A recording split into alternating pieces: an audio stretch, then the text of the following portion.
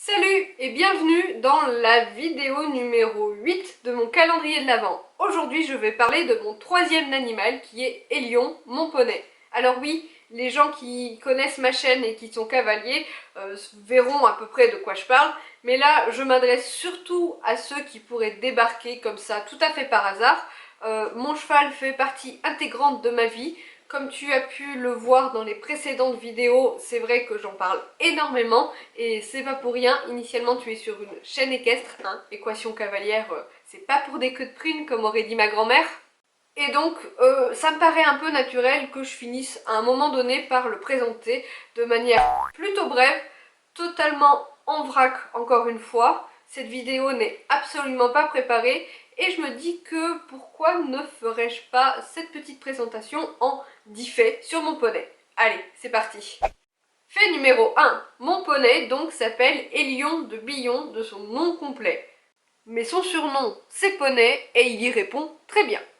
Fait numéro 2. Hélion est né en 2014. Je l'ai acheté au printemps 2015 alors qu'il avait 8 ou 9 mois.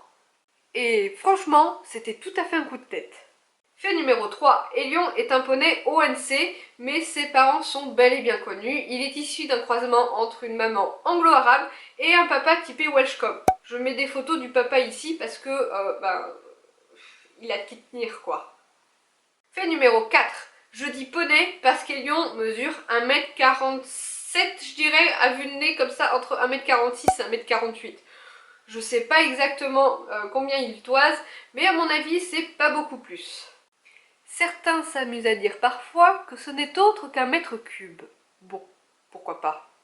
Fait numéro 5 sur Hélion, et tout particulièrement sur son adoption. À ce moment-là, je l'ai dit tout à l'heure, il s'agissait absolument d'un coup de tête, puisque je n'avais pas vraiment prévu d'acheter un cheval. Tu sais, ce moment dans ta vie où de temps en temps tu regardes sur le bon coin,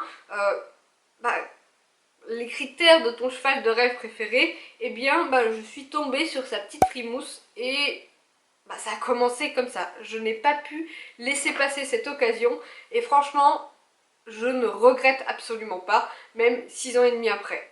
Et même avec les galères que nous connaissons actuellement. Fait numéro 6 sur mon poney, eh bien ce ne sera jamais un champion.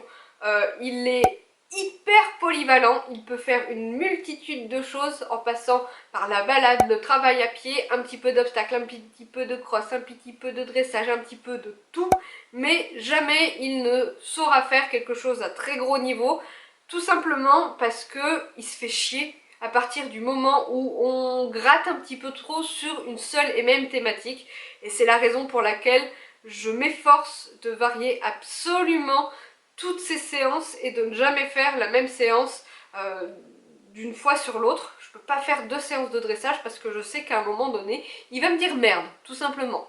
Et il paraît que quand on ne se penche pas tout spécialement sur un sujet, c'est difficile d'être performant. Du coup, on fait plein de petites choses à tout petit niveau. Et ça me convient tout à fait. Fait numéro 7. Hélion est un poney un petit peu gourmand, exubérant, curieux. Bref, pour ceux que ça intéresse, j'y consacrerai peut-être une vidéo toute entière, mais c'est déjà vu et revu. Mon poney est un cerveau gauche extraverti. C'est la gauche ça? Non, c'est la droite. C'est... Je confonds ma gauche et ma droite, au secours. Fait numéro 8. Et là, c'est pas très drôle. Hélion a déjà failli tuer quelqu'un. Ouais, il n'y a pas si longtemps que ça. Si tu as suivi les dernières histoires, Hélion est blessé et donc il est gardé enfermé depuis bientôt 2 mois. Et quand il sort, il est totalement cerveau gauche extraverti, c'est-à-dire que il est vraiment très envahissant. Et dernièrement, il y a une jeune fille qui passait dans l'espace de détente des chevaux en convalescence avec son cheval et Hélion a voulu sentir le cheval de la jeune fille. Elle a voulu chasser Hélion et il l'a un petit peu pris pour lui. Monseigneur s'est vexé et il lui a lancé les 2 postérieurs dans le bide. Voilà, sur le coup, crois-moi, j'avais un petit peu les boules. Et puis finalement, on ne cesse de le dire, ça reste des chevaux et on n'est jamais trop prudent. Même quand on connaît son cheval par cœur. Bon, on va pas se mentir, moi j'avoue que je continue de passer entre ses pattes sans même y penser. Je me dis que si vraiment il doit m'arriver un truc, ben c'est juste la vie et je vais pas m'arrêter de profiter de mon poney pour ça. Mais bon, je l'aurais bien cherché quand même.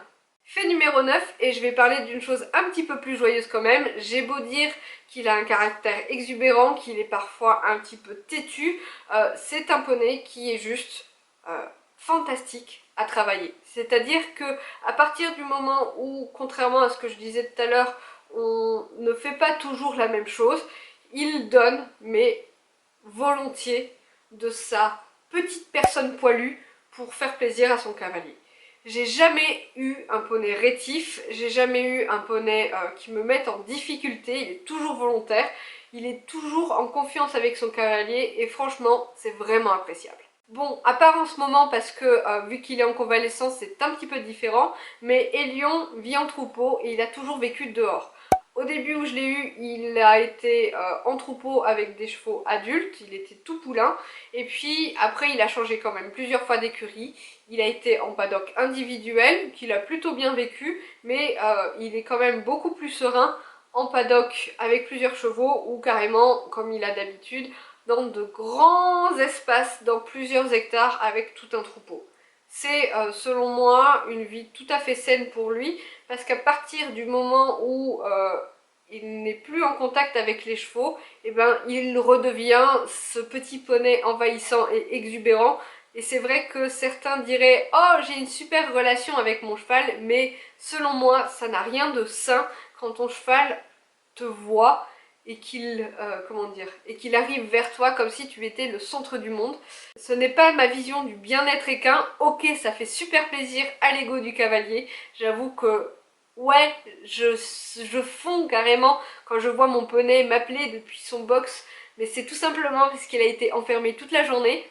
Et vraiment, l'environnement le plus sain pour mon poney, c'est au pré avec ses potes. Ah, et fait tout à fait bonus, puisque je crois que celui-ci c'est le numéro 11, il faut savoir que Hélion est juste le cheval de mes rêves. C'est-à-dire que quand j'étais gamine, je voulais un poney palomino, issu d'un croisement entre un cheval et un poney, donc totalement ce qu'il est. Je voulais qu'il soit polyvalent, que je puisse faire plein de choses à petit niveau, qu'il soit vachement mignon. Bref, il a tout ce qu'il faut. Il n'y a pas longtemps, on m'a demandé pourquoi à la base je voulais un palomino. Eh bien, je me souviens maintenant pourquoi. C'est parce que quand j'étais ado, j'avais une petite figurine de cheval palomino et c'était ma préférée. Voilà. Voilà, j'espère que ces 10 faits plus un bonus sur mon poney t'auront plu. Je te donne rendez-vous demain à 16 h sur la chaîne pour une autre vidéo du calendrier de l'Avent. Je crois que je vais aborder un sujet qui n'a absolument rien à voir avec les animaux, mais qui concerne une autre de mes passions. Et puis sinon, comme d'habitude, abonne-toi, active la cloche, mets un like, va checker mon Instagram. Enfin bref, je crois que j'ai pas besoin de t'expliquer comment ça marche. Allez, à demain!